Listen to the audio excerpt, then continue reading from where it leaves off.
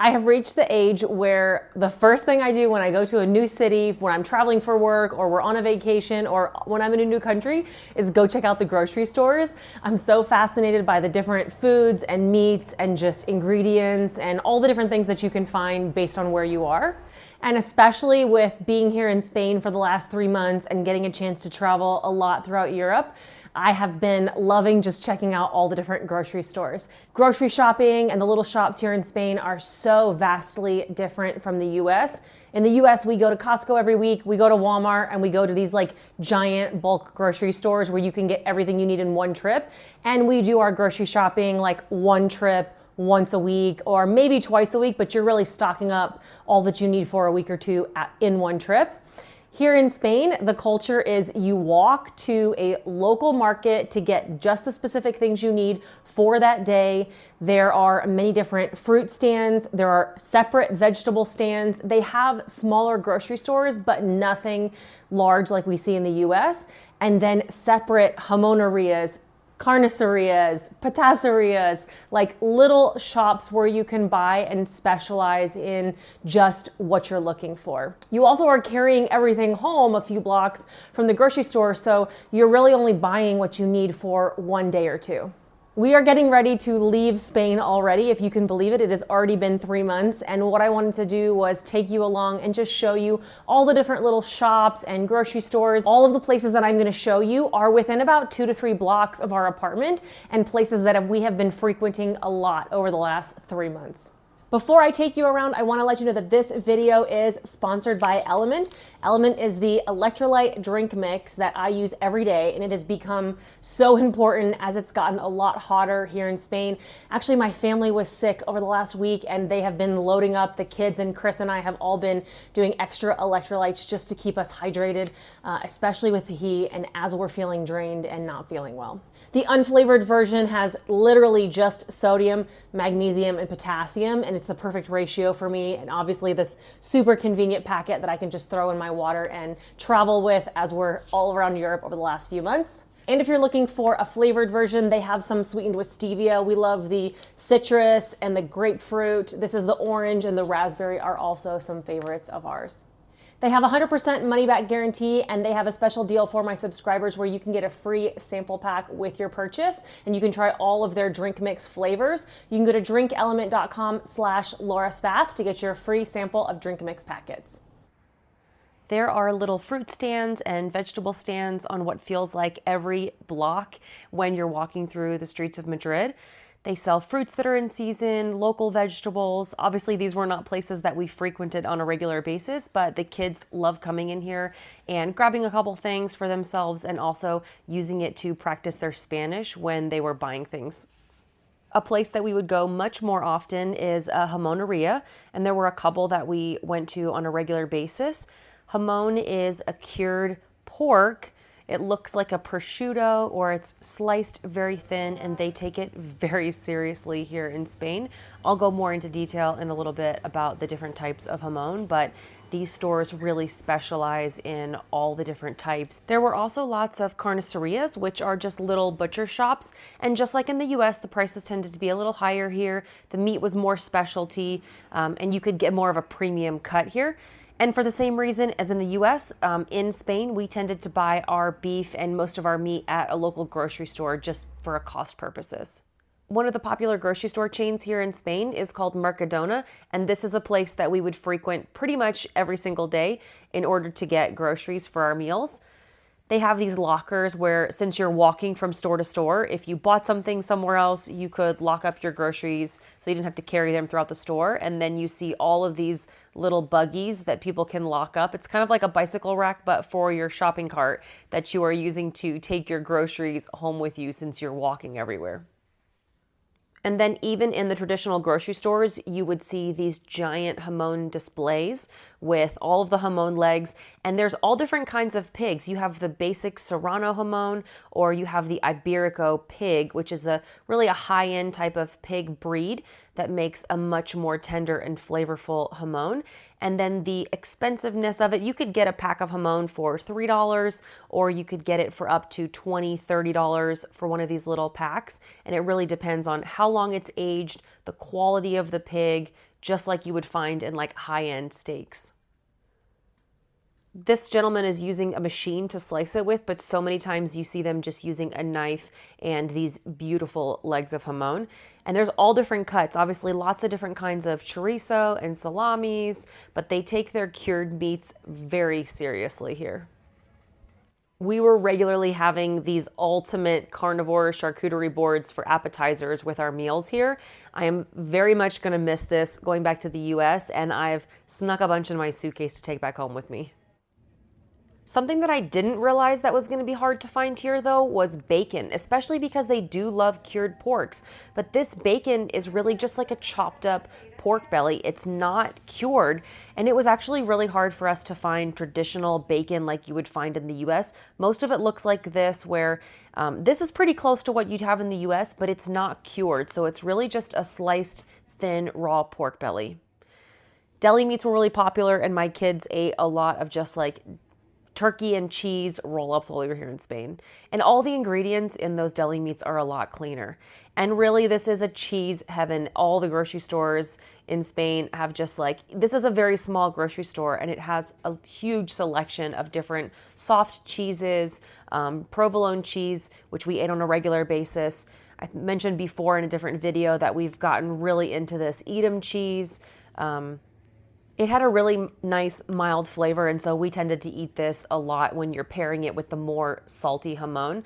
And maybe because they are eating so many cured meats that it's really hard to find some nice sharp cheddar. This is a cheddar that you can find here, but there wasn't anything super sharp. They did have really easy to find goat's cheese and sheep's cheese in their grocery stores. I was very impressed in all these little shops with the variety of cheese that we could find. Pre-cooked whole chickens, like a pollo asado, or it's more like a rotisserie chicken that were packaged up, were really popular here. And that was something that I would grab, you know, if I needed something quick from work, or Chris and the kids wanted a quick lunch and they didn't have time to cook something. These were also bags of chicken wings. You could buy a little turkey breast, or they had some really clean buckets of chicken wings, as well as like pork ribs. Okay, so Mercadona didn't take too kindly to me filming, and so I moved on to Carrefour, which is another popular grocery store chain. It's maybe a little slightly higher end, and they have a pretty vast fruit and vegetable selection. And then, like all the other grocery stores, they have a full bakery section where they have fresh breads and pastries of all different kinds, which we're gonna steer clear of for this video, don't worry. But in every grocery store in Spain, there is a massive fish section. And I wish I could say that we took more advantage, and I've learned how to cook all of these beautiful fishes while we were here in Spain, but I think I just was too intimidated. This little guy was very interested in all of the fresh fish as well, but you know, it's very common in all the grocery stores to see a whole fish, the head on, the skin on, and you know, the stores would butcher it and fillet it for you, but you also could buy it whole. And I would see, you know, every time I came to the grocery store, people just buying whole fish, but I was personally a little too intimidated to give it a try. So if you have any ideas of how I can cook those things, let me know, and maybe back home in my US kitchen, I will be braver and give it a shot. But you know, I look at some of this gorgeous tuna and gorgeous seafood, and I wish we would have taken more advantage of that while we were here in Spain. We did, however, eat a lot of eggs while we were here in Spain. So we were constantly picking up a bunch of eggs from the grocery store, and they don't refrigerate their eggs, so you would just find them sitting on a shelf. This is an example of that magical wheel of provolone that you saw cooked in so many of my videos. I put it in that little mini cast iron skillet. It's literally just about a ½ inch thick slice of provolone cheese, and I'm dying to make this when we get back to the US. I'm going to miss this cheese the most when we go back home. And look at this, under €1.74, so $2 for this beautiful hunk of cheese. But look at this, they take their cheese so seriously. The main thing in the grocery store that has a security tag on it is all the different kinds of cheeses. While I feel like the price of the groceries was much more reasonable here in Spain compared to the US, the one area that differed was with beef. If we wanted beef, this is a Wagyu cut of beef. Obviously, these pieces of beef were very expensive because of the marbling and the quality. But if we didn't go to this premium type of beef, we had a hard time finding beef that had a lot of fat on it. The majority of the beef that we would find in the grocery stores was very lean. For instance, this piece of picanha had a lot of fat on it, and this yellow fat makes me think that it was grass finished. And the price of this one, like this was €12.47, so like $14-15 for 2 steaks.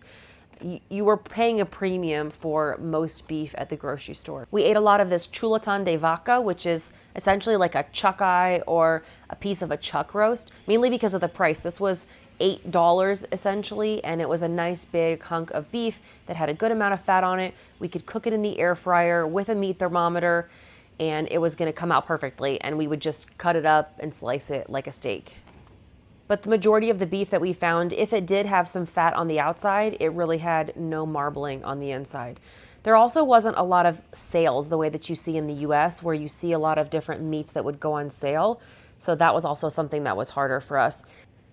They also love to slice their beef, and I think we might try and replicate this a little bit just because the fat would render pretty well. The security tag you see on that steak and all of the different cuts of this nicer meat. But the way that they sliced this helped the fat to render down again, and it ended up making it nice and crispy. I cooked this exact piece of meat in a previous What I Eat in a Day video. So if you want to see how that was done and how we used it, you can go back and watch that video.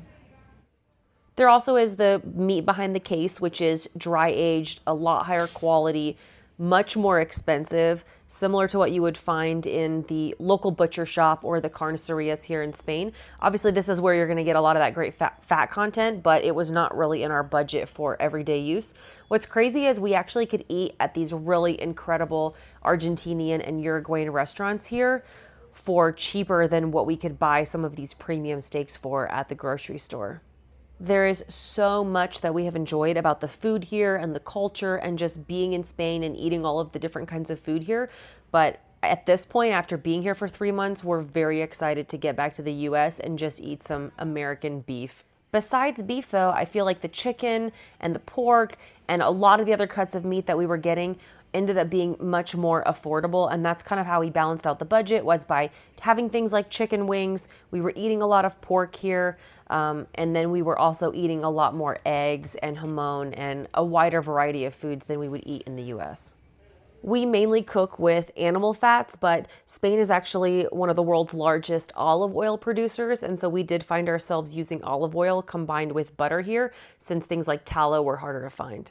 All right, guys, thanks for watching. If you made it this far, then you're probably like me and find checking out grocery stores in new places interesting. I think I will do one more recap of our time here in Spain when we get home, a video for that, and then back to regular programming. We've had such an amazing experience. We've all improved on our Spanish quite a bit. And I think just at this point, we've loved every minute of it, but we're really looking forward to getting home, getting back to our routine, sleeping in our own bed, and cooking on our grill. So much grilling content coming up and other videos from back home. If you have any requests, you can leave them down below as well. And as always, if you want more content from me, or if you want to join our July Carnivore Challenge, or just look for a supportive community, you can come find me on Locals. Adios.